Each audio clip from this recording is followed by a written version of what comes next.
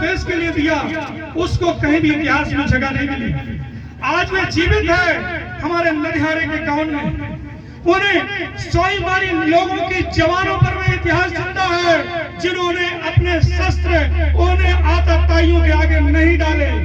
आज भी उनके सीने की सांसें आज भी अपने उस सूरवीर मर्दन सिंह का यशगान कर रही हैं, जिन्होंने कभी विदेशी सत्ताओं के आगे समर्पण नहीं किया। इसीलिए वह इतिहास आज जीवित है। जैसे झांसी वाली रानी का इतिहास बुंदेले और हरबोला जीवित रखा पूरे 100 साल तक, ऐसे ही हमारे मर्दन सिंह जी का इतिहास भी हमारे इन बुजुर्गों ने जिंदा रखा है। और ये बड़े गर्व की बात है। भोपाल का नवाब जो आसपास के सभी जागीरदारों को बुलाकर उनको भोजन कराता था और अंत में उनके ऊपर थूक दिया करता था कि कभी कभी तो वह बोलता था कि हाथ आगे करो, मैं इस पे थूकूंगा, और अपनी पीठ थूकता था और उनसे कहता इसे बाहर फेंको। ऐसी विकट हीन दीन स्थिति की आप कल्पना करिए वो क्या दौर रहा होगा। जब राजाओं का ही सम्मान सुरक्षित नहीं है तो आम जनता का क्या हाल होगा, हम सब कल्पना ही कर सकते हैं, हम ज्यादा सोच नहीं पाएंगे। लेकिन कहते हैं ना कि सूर्य का उदय होना निश्चित है। ठाकुर मर्दन सिंह जी भी जो उसके दरबार में पहुंचे तब उसने वही कुकृत्य करने का प्रयास किया, लेकिन वह मां भारती का लाल, वह शूरवीर ठाकुर मर्दन सिंह जी ने भय को त्याग करते हुए उस अभिमानी नवाब की गर्दन पर अपना तेगा रख दिया और कहा कि आज तक जो तुमने हिंदुओं के मन का अस्मिता का हरण किया है, आज से बंद कर दो, नहीं तो तुम्हारा शीश काट कर धड़ से अलग कर दिया जाएगा।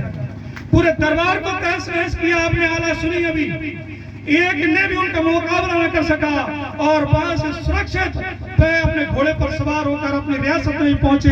कहावत है कि उनका जो घोड़ा था वह बहुत ही तेजस्वी था। जब नवाब की सेना पीछे से आ रही थी तो उन्हें रास्ते में पनियारी मिली। उन्होंने कहा कि यहाँ से कोई घोड़े पे भाग के गया है क्या? तो उन्होंने कहा हाँ गया तो है।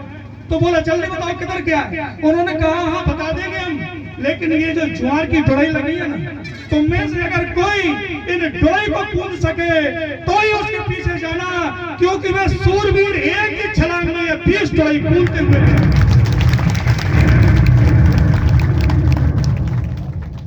और जब हमारे देश में झांसी वाली रानी और अन्य स्वाधीनता के वीरों के साथ जब पराधीनता को, आपने झांसी वाली रानी का सुना होगा कि सन 57 चमक उठी वह तलवार पुरानी थी, सुना है कि नहीं आपने? और खूब लड़ी मर्दानी वह तो झांसी वाली रानी थी।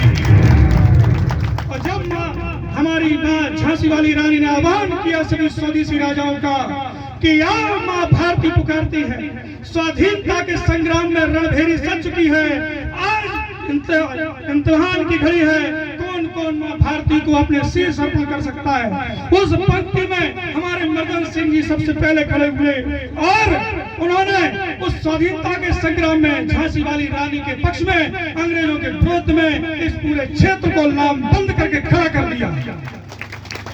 यह वह क्षेत्र है कभी किसी के आगे झुका नहीं। ये वीरों की माटी है, ये कोई मामूली नहीं है।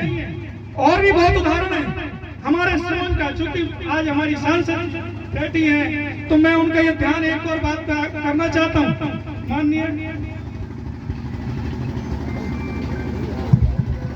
श्रवण के पास में एक नया